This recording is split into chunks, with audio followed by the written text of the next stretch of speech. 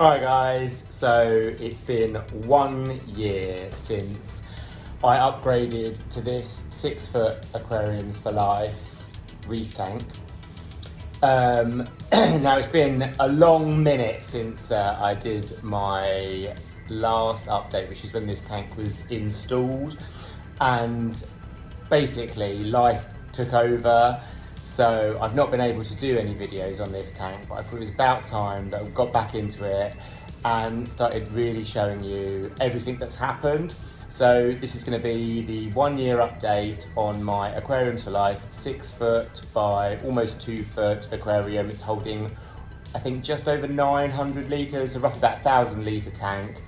And I want to show you everything that this tank has gone through in the last year, and how it's progressing and how it's doing. So let's have a look. So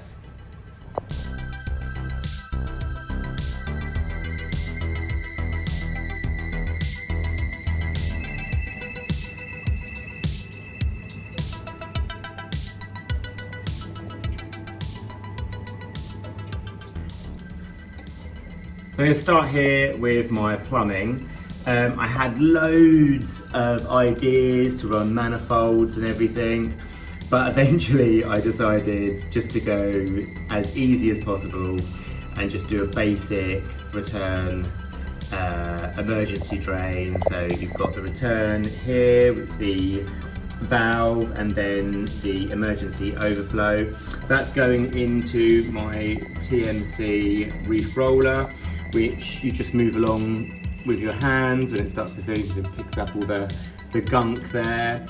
I love this. You only have to just change the roller, and the reason I've gone for this is because I've completely run out of plugs. So having something that I just did manually and then didn't have to rely on the automation side of it, having another plug and everything else like that. I mean, obviously I love the idea of having one that's just automatic and probably slightly easier to change the filter fleece.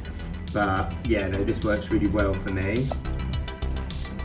So then we've got my faithful Tunzi skimmer. Love this skimmer. Never overflows. It has some kind of check valve here, so you never get constant flowing of water, which can be a bit of a nightmare if it all starts overflowing back into the tank. So yeah, never failed. That's definitely, you know, a complete winner. Come down here, I've got loads of live rock, I've got a few frag plugs in there. Then we've got my Bubble Magus reactor there, which has just got a bit of GFO bubbling away. Then we've got my calc water stirrer, which is powered by my Tunzi auto top up. So the water runs through there, keeps the level nice and stable. And then we've got my brand new Vetron 850 UV sterilizer, which is a product I added because I had a massive dino flagellate explosion in here, and pretty much, well, it was so gross and almost completely destroyed the tank. Up there I've got my little auto top up, and then I've got the controller for the UV sterilizer. Then we go over into my little refugium section, which is run by my little Tunzi LED there. Great for copepods. This is a fairly new addition, so it's only been running about 6 months, I reckon, maybe 8 months. And I really wanted a little refugium space because I think it's really handy to have all the pods and things. There's actually some mysis shrimp in there at the moment, which I don't know if that's one there. No, it's not.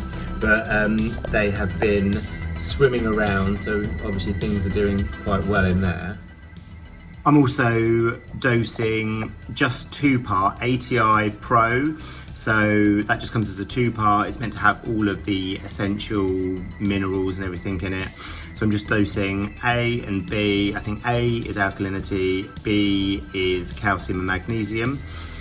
And what I have noticed is I'm having to dose a lot more of the alkalinity now. So it really shows that everything's really starting to grow. So it's using up more of that available alkalinity in the tank. Which is great because I can monitor it with my Trident, which is just like the best thing ever. So it means I take 4 tests a day, shows me exactly what's going on.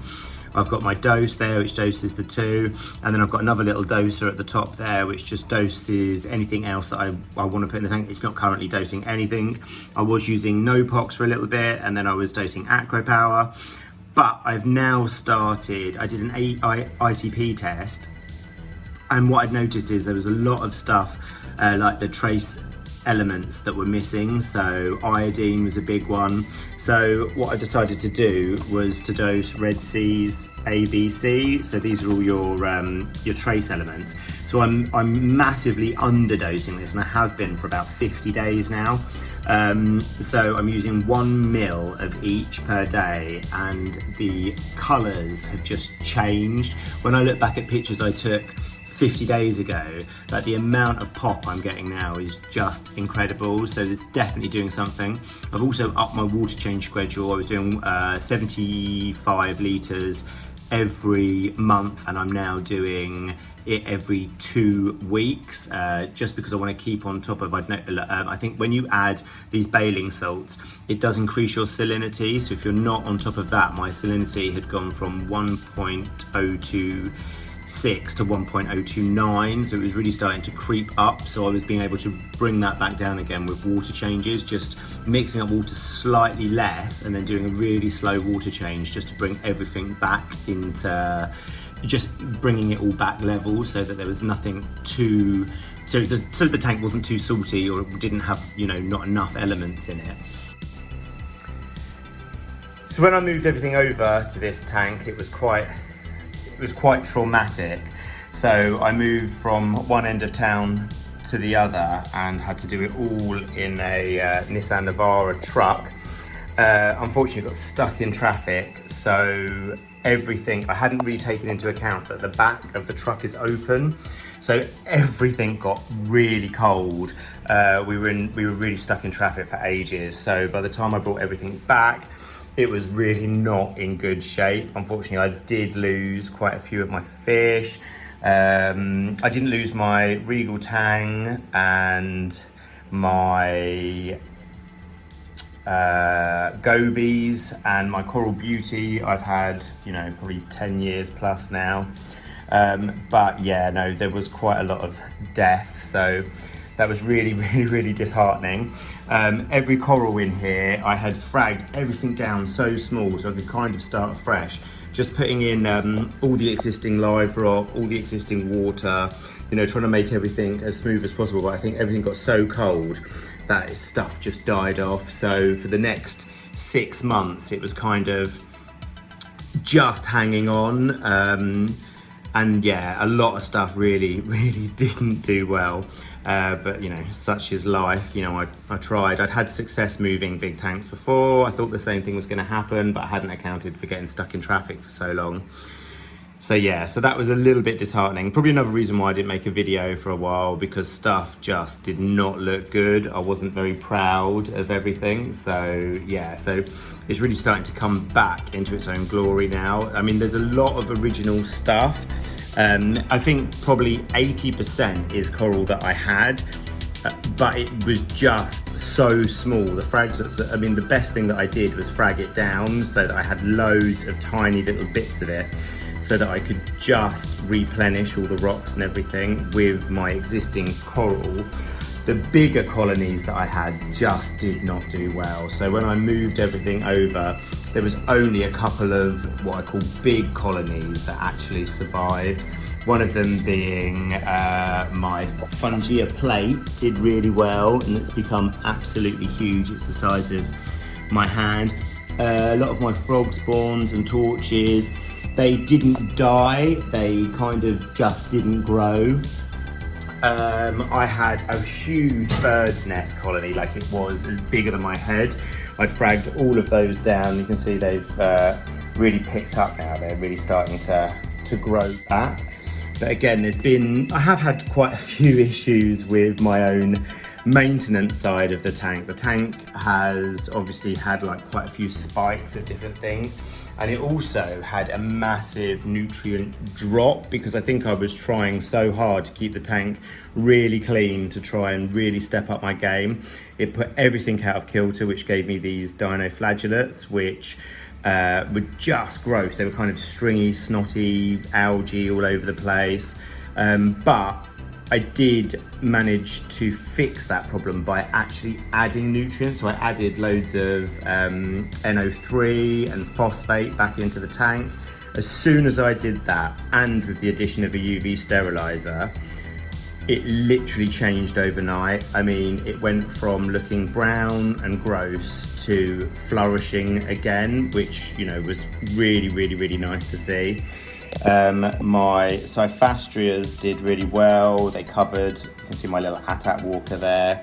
And then they really started to cover the glass again. They started to get loads of colour, polyp extension. And then I started to notice that there was a few things going awry. So I lost a couple of heads on my torch coral, and then I started to notice that things just weren't looking, they were looking okay, but they just weren't as open as I would have liked. You can see here these trumpet corals. There's a few heads there that have not done so well, yet the rest of them, you know, are now looking really plump and fluffy, especially on this darker green one over here. And it was only sort of having a little spy at night that I found my lemon pill angelfish to be the culprit and nipping at every coral in the tank, not just the LPS, but was really pissing off my SPS.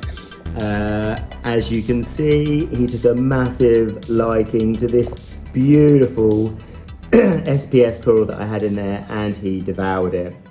So it took me about 2 weeks to catch him with fish trap and everything, and he has since now been moved on. And as soon as I got that fish out the tank, it was like a revelation. So, you know, if things are going awry, it might not necessarily be your water quality. It's, you know, it can be down to a fish. He'd never been a problem before. I now know they're like notorious for it, so I will never be having another one of those in my tanks again. But overall, like, the actual tank is just stunning. There is, the framework of it is just brilliant. So it's a steel stand. It's been built on a concrete hearth at the back of the house. So there's no worry about the weight of it and anything. And the fact that it's all just been built into place makes it, you know, just fit the room perfectly. What was I going to say then? So a few of the things that I was running down was, so the pipe work, I was going to do something a bit more exciting. I ended up just doing the basic pipe work. I wasn't going to run GFO or anything like that. Just, I wanted to do everything naturally. But after I had added phosphate and nitrogen to sort of get the tank back into sort of more equal, stable ratios, my phosphate started to creep up. I was getting a little bit more algae, not much. So just to get those numbers back down, there's a thing called the Redfield ratio. So I was just trying to sort of stay within those levels, just so I didn't have those dinos appear again. So I've just started introducing just a small amount of GFO just to bring those phosphates in line. My nitrates are sitting at about 10 parts per million, but my phosphate was at 0.12 when I checked it this morning. So it's still just that little bit too high. Ideally, I'd like my nitrates to be about 5 to 7. I think things really have a lot more colour, especially on my SPS corals with higher nitrate. And then I really want my phosphate to be 0.0. I mean, they say 0.03, but I'd be happy with 0.07, 0.99, 0.1, something along those lines, just so that there is enough nutrients in the tank.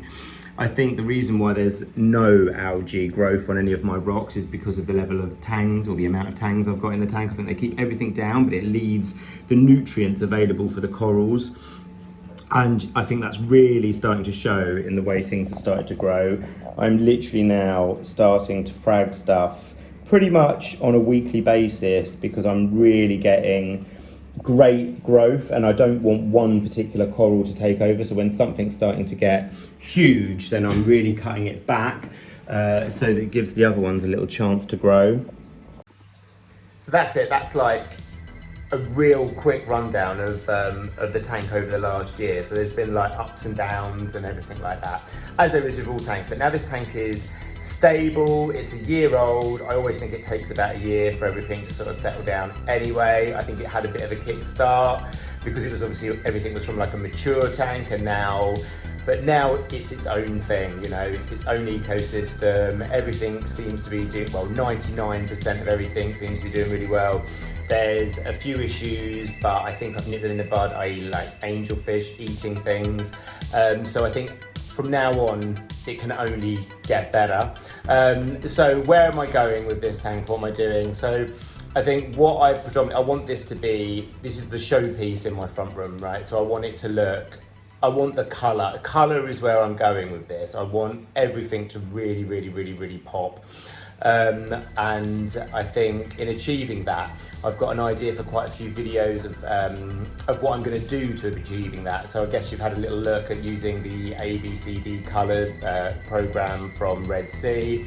And then what I want to start doing is testing quite a few other products, some feeding products, and just really give sort of some real-time and long-term looks onto the, you know, how everything's progressed in this tank.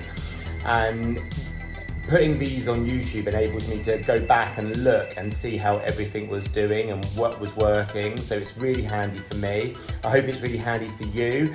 I've got loads of ideas about what I want to do and where I want to take this channel. Like I say, I've had a year off, and I think it's now time to get back in and go off the deep end. So, you know, I really want to hit the ground running. I've got lots of ideas. So this was just my first comeback, initial look, and my 1 year update of my Aquariums for Life 900 litre reef tank. So like, comment, share, subscribe, all of that stuff, all of that internet stuff. And I'm gonna really try to keep a good schedule so I can really show every update and a weekly progression on this tank from now on. There is so much I need to do. So yeah, hit that bell and all of that kind of thing. And yeah, I will see you next week. Cheers.